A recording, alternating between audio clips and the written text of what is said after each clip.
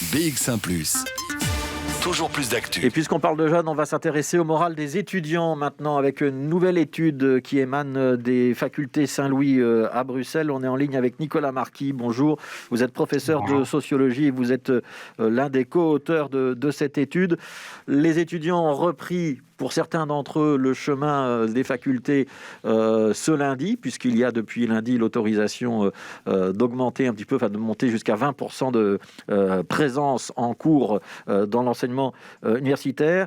Votre étude, elle s'arrête avant. Elle ne parle pas de ce qui se passe depuis le début de la semaine. Est-ce que malgré tout, c'était bienvenu ce retour en cours en début de semaine à Saint-Louis aussi ? Oui, c'est certainement bienvenu. Il y a une réelle demande de la part des étudiants.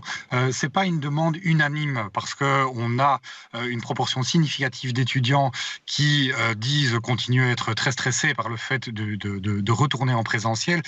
Mais dans le même temps, ce qui est observé massivement, c'est un sentiment de découragement, de lassitude et de fatigue qui est lié à ce contexte pandémique qui les touche de plein fouet depuis maintenant plus d'un an. Oui, alors c'est une étude sur 600 étudiants que vous avez menée.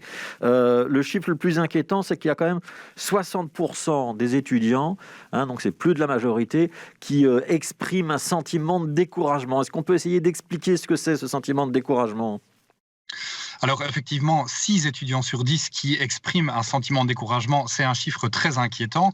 Je dirais qu'il y a un autre chiffre qui est peut-être tiré de cette étude et qui paraît encore plus inquiétant, c'est qu'on a 8 étudiants sur 10 qui expriment des difficultés d'ordre psychologique et près de la moitié de nos étudiants qui estiment que ces difficultés d'ordre psychologique ont impacté leur capacité à suivre les études.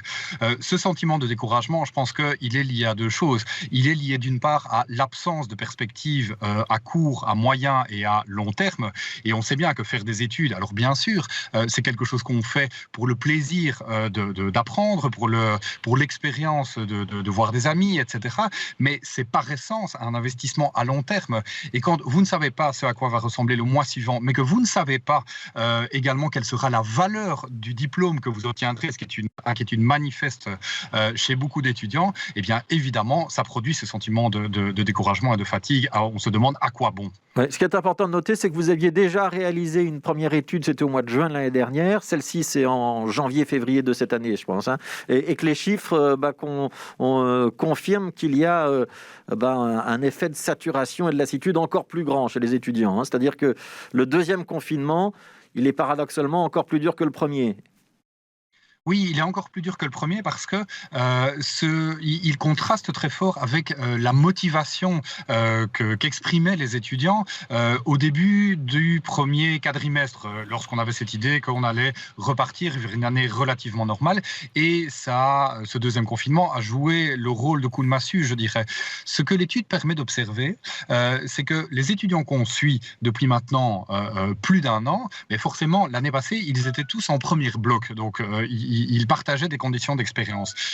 Depuis lors, eh bien, certains sont passés en bloc 2, donc on poursuivi Il faut leurs expliquer études. bloc 1, bloc 2. Bloc 1, c'est les premières années, c'est ça ? Voilà, c'est ça, c'est la nouvelle nomenclature. Bloc 1, ce sont les premières années. Bloc 2, c'est la poursuite de cycle, donc l'année suivante. C'est les Donc, masters, parmi les pour étudiants, parler clairement. qui étaient en bloc 1 l'année passée, ils étaient tous en bloc 1 forcément. On en a qui ont pu, parce qu'ils ont obtenu les points nécessaires, poursuivre le cycle, tandis que d'autres ont, on aurait dit auparavant, redoublé. Et ce qu'on observe très clairement, c'est que les étudiants qui sont restés en bloc 1, donc qui ont redoublé, qui ont bissé quelque part, sont ceux qui souffrent le plus à la fois des conditions objectives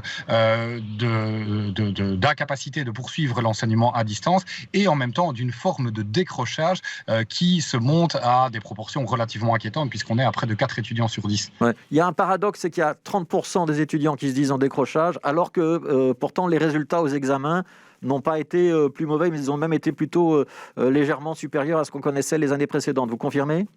Donc c'est un sentiment exactement. de décrochage qui ne se confirme pas par la sanction de l'examen.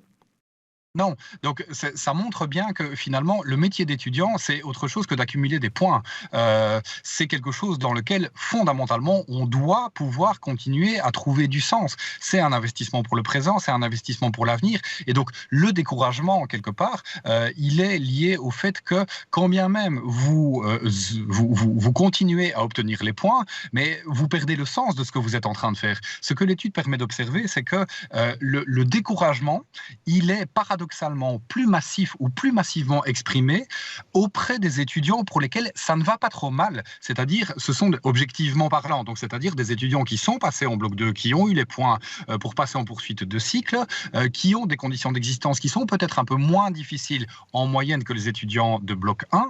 Et c'est chez eux qu'on trouve de la façon la plus marquée la perte de sens, en se disant, encore une fois, mais qu'est-ce qu'on est en train de faire? À quoi est-ce que tout ça sert? Ouais. Nicolas Marquis, vous êtes professeur de sociologie. D'abord, j'imagine que ce que vous établissez pour les étudiants de Saint-Louis, c'est probablement représentatif. C'est-à-dire que ce serait comparable si on faisait la même étude à l'ULB, à l'UCL, à Mons ou à Liège.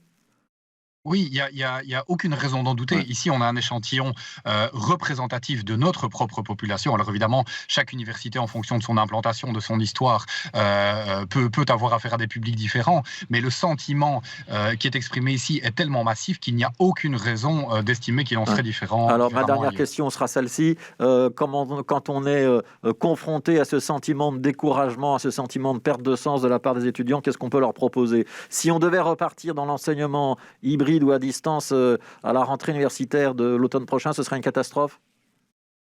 Je pense que ça serait une catastrophe. Ce dont on se rend compte, c'est à quel point finalement le métier d'étudiant aujourd'hui, c'est pas quelque chose qui se fait tout seul. Il y a des propos qu'on entend très fréquemment sur la promotion de l'autonomie, du fait de travailler par soi-même, etc. Ce que cette situation montre, c'est que c'est quelque chose qui peut fonctionner jusqu'à un certain point, mais les étudiants eux-mêmes sont extrêmement demandeurs, et peut-être de plus en plus avec des publics qui se transforment, sont extrêmement demandeurs d'encadrement relativement concret sur la façon de fonctionner au quotidien de la part de leurs enseignants. Si on devait repartir dans une situation de confinement, d'enseignement semi-distanciel, je pense qu'il est de notre devoir de produire cet encadrement sur une sorte de guide de survie de l'étudiant au quotidien dans ce type de situation. Bon, on aura probablement l'occasion d'en parler. Merci beaucoup, Nicolas Marquis. Je rappelle que vous êtes donc enseignant en sociologie aux facultés Saint-Louis et donc l'un des co-auteurs de cette étude dont on parlait ce matin. Merci à vous.